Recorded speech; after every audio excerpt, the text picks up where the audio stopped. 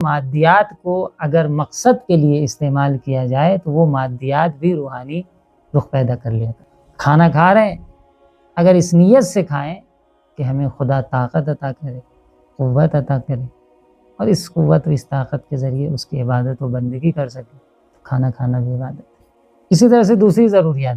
کیوں؟ کیونکہ مقصد اس کا کیا ہمارا ہے؟ اس روحانی حیات کو تقویت کرنا ہے. روحانی حیات کیا ہے؟ وما خلقت الجن والانس الا لیعبدون. ہم نے جن و انس کو بنایا ہی نہیں مگر یہ کہ وہ عبادت کے لیے پیدا ہو. عبادت مقصد.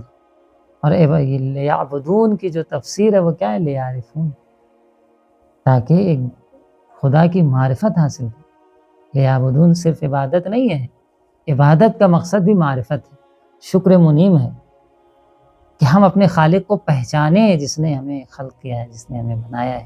ہماری زندگی اگر ہماری مادی حیات کے علوم تک محدود رہ گئی، کھانا کیسے اچھا بنے گا پکا کے کھایا جائے، پیسہ کیسے حاصل کیا جائے تاکہ ضرورت کو اچھے طریقے سے پورا کیا جائے، وقت کیسے اچھا گزرے گا، تو یہ مادی ضروریات کو آپ پورا کر رہے ہیں. یہ بھی علم ہے. لا تعلمون شیئا سے آپ خارج ہو گئے، حیات کو آپ آگے بڑھا رہے ہیں. لیکن یہیں تک اگر محدود رہ گئے تو یہ آپ کے مقصد خلقت کو پورا نہیں کرتا ہے. مقصد خلقت اسی وقت پورا ہوگا جب مادی حیات کے تکامل و کمال کو پورا کر کے آپ روحانی حیات کے تکامل تک. اور مادی حیات میں مقصد یہ ہو کہ اس مادی حیات کے ذریعے ہم روحانی حیات کو حاصل کر سکیں. دنیا میں اتنے علوم پائے جا رہے ہیں، اس سے لوگوں کو نقصان پہنچایا جا رہا ہے. ٹیکنالوجی کتنا آگے جا چکی ہے. خود یہ ٹیکنالوجی یا دوسری ترقیاں جو انسان کر رہا ہے، یقیناً کہیں نہ کہیں اس کی کوئی نہ کوئی ضرورت اس سے پوری ہو رہی ہے، تبھی اس علم کو اہمیت بنائے ہوئے.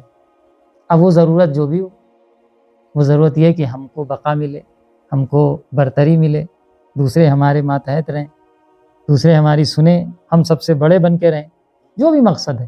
تو اس مقصد کے تحت ان علوم کو لوگ کشف کر رہے ہیں.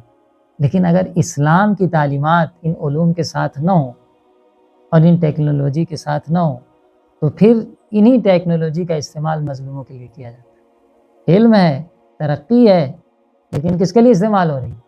مظلوموں کو مارا جائے، بچوں کو کا خون بہائے جا رہے ہیں، خواتین کا خون بہائے جا رہے ہیں.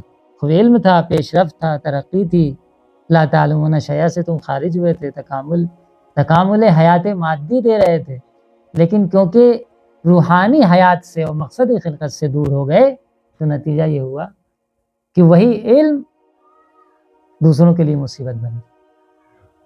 تو علم یقیناً اچھی چیز ہے، قوموں کو ترقی دیتی ہے، تہذیبوں کو پروان چڑھاتی ہے. لیکن علم کے ساتھ ساتھ اگر روحانی حیات اور روحانی علم نہیں ہے مادی علوم کے ساتھ، تو پھر یہ مادی علوم آپ کو اپنے مقصد خلقت سے کیا کریں گے؟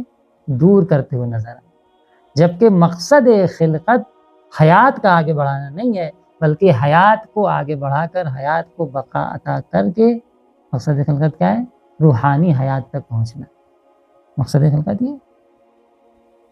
ہم کبھی کبھی صرف اسی مادی حیات کی بقا کے اسباب میں لگ جاتے ہیں کہ ایک دور تھا کہ جب ہم کچھ نہیں جانتے تھے، اور جب ہم کچھ نہیں جانتے تھے تو ہمارے ماں باپ نے ہمیں پالا پوسا بڑا کیا. اگر اپنے حال پہ چھوڑ دیا ہوتا تو ہم اس حیات کو آگے نہ بڑھا سکتے. اکیلے ایک بچہ جو ماں کے پیٹ سے دنیا میں آیا ہے، اس کو اگر ماں باپ اس کو چھوڑ دیں تو کتنے دن زندہ رہے؟ شاید 1 سے 2 دن زندہ ہو.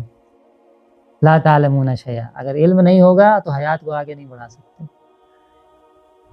علم تھا والدین کا کہ اس علم نے لا تعلمون سے والدین خارج ہوئے، منزل شعور پہ پہنچے تو تمہاری حیات کو بقا تھا. ورنہ والدین بھی اگر اسی منزل میں ہوتے جس منزل میں تم ہو تو نہ وہ باقی رہتے نہ تم باقی.